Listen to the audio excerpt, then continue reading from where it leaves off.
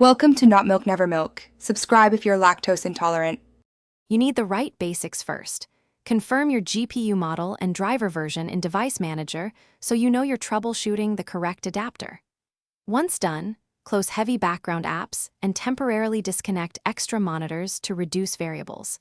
Now right-click the desktop and open the NVIDIA Control Panel as administrator. That elevated launch avoids permission blocking. If the control panel won't open, try restarting the NVIDIA services. Do this before making any display changes so settings will apply cleanly. With the control panel open, go to Display, then change resolution and pick the physical screen and its native refresh rate. That prevents scaling confusion. If your native resolution isn't listed, use Customize to create a custom resolution.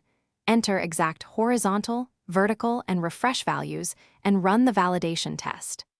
After applying, stay to confirm the dialog so Windows saves the new mode. Make sure to test both the target resolution and a lower fallback to verify stability and eliminate timing or edit. Finish by applying any color or scaling tweaks and then reboot so changes persist across sessions.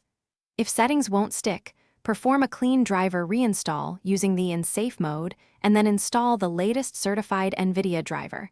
This removes corrupted profiles.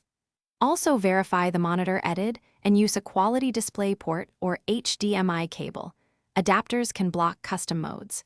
If you still hit issues, roll back the driver or force the desired resolution in Windows display settings as a temporary workaround.